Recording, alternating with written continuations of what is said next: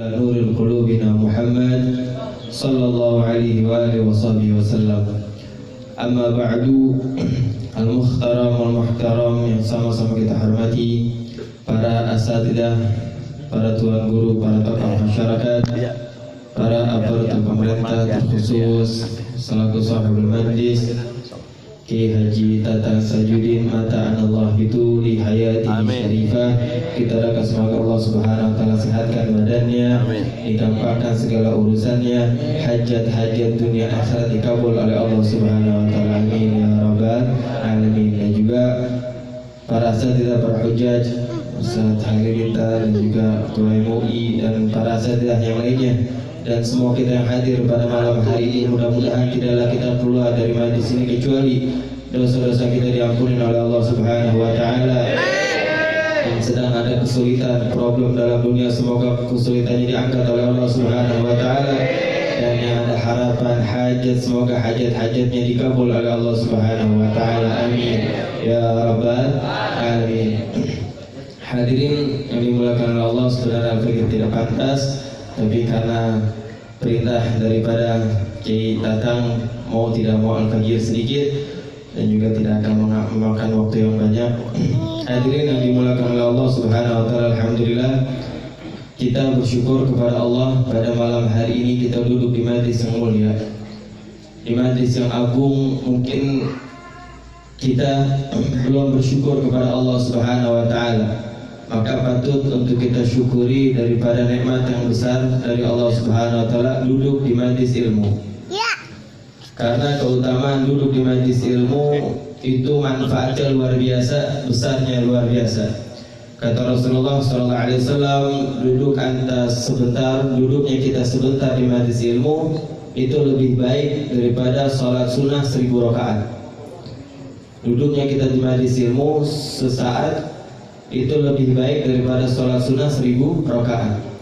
Kenapa dibilang lebih baik? Karena kita berkumpul. Kalau orang sholat sunnah 1000 rakaat itu pahalanya, manfaatnya untuk dirinya sendiri, betul? Dia sholat diterima oleh Allah dan pahalanya untuk dia sendiri. Tapi beda sama orang yang duduk di majlis ilmu, duduk dengan orang-orang yang soleh, manfaatnya besar. Buat dirinya bermanfaat, dosa-dosanya diampuni oleh Allah, dan manfaatnya apa lagi? Untuk anak-anaknya dijaga oleh Allah. Kemudian manfaatnya apa lagi? Istrinya dijadikan istri yang salehah dan kehidupannya diberikan keberkahan oleh Allah Subhanahu wa taala. Itu manfaat yang begitu besar. Maka dianjurkan oleh Nabi SAW, dekatkan diri kita kepada orang-orang yang saleh. Duduklah kalian kepada para ulama. Sebagaimana hadis yang diriwayatkan oleh Sayyidina Anas bin Malik. Ada seorang sahabat yang bernama Sayyidina Anas bin Malik. Sayyidina Anas bin Malik ini seorang sahabat yang dari kecil sudah di rumahnya Nabi Muhammad SAW. Nah, sedikit Al-Fakir menceritakan tentang sosok siapa itu Sayyidina Anas bin Malik. Sayyidina Anas bin Malik ini memiliki ibu namanya Ummu Sulaim. Ummu Sulaim ini juga berkhidmat di dalam rumahnya Rasulullah, sehingga anaknya yang nama Anas bin Malik dari kecil dibawa oleh ibunya agar berkhidmat mengabdi di dalam rumahnya Rasulullah SAW. Bahkan Sayyidina Anas ini jadi hiburannya Rasulullah, karena Rasulullah suka dengan yang namanya anak kecil. Sayyidina Anas bin Malik pernah suatu hari disuruh sama Rasulullah, diperintahkan oleh Rasulullah untuk membeli sesuatu di pasar di kota Madinah. Maka Rasulullah menyuruh ini Sayyidina Anas, maka Sayyidina Anas berangkat ke pasar membeli apa yang disuruh oleh Rasulullah SAW. Dari siang sampai sore Anas bin Malik tidak kembali lagi kepada Rasulullah, enggak pulang-pulang ini Anas. Rasulullah nunggu lama betul ini kok Anas tidak pulang-pulang, kata Rasulullah. Sehingga Rasulullah penasaran apa yang terjadi. Akhirnya Rasulullah jalan sendiri ke pasar. Ternyata dijumpai Sayyidina Anas itu sedang nonton festival. Mungkin yang namanya anak kecil ya kan, mungkin ada festival, ada apa namanya, ya ada pertunjukan. Sehingga Sayyidina Anas penasaran dengan pertunjukan tersebut, nonton pertunjukan. Rasulullah melihat dari belakang, nah ada ini Anas bin Malik. Rasulullah dekati Anas bin Malik dan Rasulullah tutup matanya, bercanda Rasulullah dengan Sayyidina Anas. Tutup matanya Anas bin Malik, kemudian Rasulullah mengatakan man ana, kata Rasulullah dengan suaranya rada dibedakan. Kata Rasulullah, siapa saya? Sambil tutup matanya Sayyidina Anas. Kata Sayyidina Anas, ada Rasulullah SAW. Ini adalah Rasul SAW. Kata Rasulullah, min aina ta'rif? Dari mana kamu tahu kalau ini aku Rasulullah? Kata Sayyidina Anas, wallahi demi Allah, tidak ada tangan yang paling lembut kecuali tangan sucinya Rasulullah SAW. Tangan indah baginda Nabi besar Muhammad SAW. Maka Sayyidina Anas bin Malik pernah suatu hari ibunya meminta doa kepada Rasulullah. Ya Rasulullah, doakan anak saya, Anas bin Malik. Rasulullah cinta banget sama Sayyidina Anas, sehingga doanya Sayyidina Anas, Rasulullah mendoakan untuk Sayyidina Anas bin Malik, yang artinya doanya itu, kata Rasulullah, ya Allah berikanlah umur yang panjang kepada Anas bin Malik, ya Allah berikanlah keturunan yang banyak kepada Anas bin Malik, dan berikanlah rezeki harta yang melimpah dan barokah, dan wafatkanlah dalam keadaan husnul khatimah. Ini doanya Rasulullah SAW. Makanya diriwayatkan satu riwayat Sayyidina Anas bin Malik itu usia tatkala meninggal itu usia 120 tahun. Usianya Sayyidina Anas bin Malik, berkat siapa? Doanya Rasulullah SAW. Kemudian di satu riwayat Sayyidina Anas bin Malik ini memiliki anak, doanya Rasulullah biar keturunan banyak, maka anak Anas bin Malik ada 125. Semuanya laki kecuali 2 perempuan.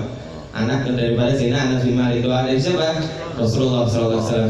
Dan Sayyidina Anas ini memiliki kebun korma. Yang kebiasaan pohon korma itu kalau panen setahun sekali, tapi Sayyidina Anas setahun 2 kali melimpah harta beliau, dan wafat dalam keadaan husnul khatimah itu berkat doa daripada Rasulullah SAW. Maka banyak hadis yang diriwayatkan oleh Sayyidina Anas bin Malik, banyak cerita juga yang diriwayatkan daripada Sayyidina Anas bin Malik. Sayyidina Anas bin Malik meriwayatkan hadis daripada Rasulullah SAW. Gala Rasulullah SAW, jalisul ulama wa zahimu barakabaikum.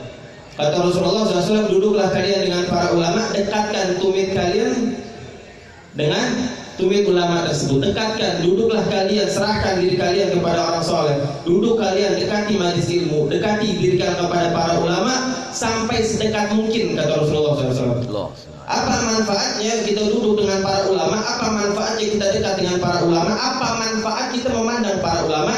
Kata Rasulullah SAW, fa innallaha yuhyil qalba maita bi nuril hikmah kama yuhyil arda bi wabilis sama. Kata Rasulullah SAW, sebagai Allah Subhanahu wa taala akan menghidupkan hati yang mati dengan cahaya hikmah, sebagaimana Allah hidupkan bumi dengan turunnya air hujan dari langit. Jadi hati kita, kalau kita jarang dengar nasihat, ini hati ini akan beku, akan mati hati tersebut. Hati ini tempat pandangannya Allah Subhanahu wa taala. Kalau kita jauh dari ulama, jauh dari orang-orang soleh, tidak pernah hadir majelis taklim, tidak pernah ibadah, bahkan bermaksiat. Kalau kita bermaksiat, satu titik di hati kita, titik hitam. Selalu mata ini untuk memandang maksiat, maka terus-terusan titik hitam tersebut, akhirnya hatinya tertutup, mati. Kalau hati sudah mati, di mana Allah akan memandang diri kita? Sedangkan Allah tidak memandang jasadnya kita, tidak sama sekali. Innallaha la yanzuru ila ajsamikum wala suwarikum walakin yanzuru ila qulubikum wa a'malikum. Kata Rasulullah, Allah ini nggak mandang diri kita, bentuk rupanya kita, sempurnanya kita, tidak. Apa yang Allah pandang dari diri kita adalah hatinya kita. Makanya para ulama selalu mengajarkan kita bagaimana cara membersihkan hati, karena itu tempat pandangannya Allah Subhanahu wa taala. Kalau hatinya kotor, bagaimana Allah akan memandang kita? Ada di dalam penyakit hati, penyakit hasud, penyakit dengki, penyakit sombong. Di mana Allah akan pandang kita? Kalau bukan dari kalau hatinya kita kotor, sedangkan jasad kita tidak dipandang oleh Allah Subhanahu wa taala. Maka terakhir pernah cerita, ada satu orang yang sudah tua, ini orang duduk di pinggir pasar. Ini orang duduk di pinggir pasar, diriwayatkan ini orang tidak memiliki kaki. Kakinya sudah diamputasi karena penyakit.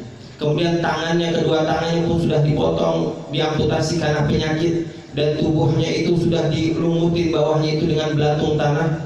Kemudian matanya buta. Kemudian di atas pundaknya dia dilumutin yang namanya lalat hijau, lalat bangkai. Walhasil di dalam tubuhnya sudah tidak ada kesempurnaan.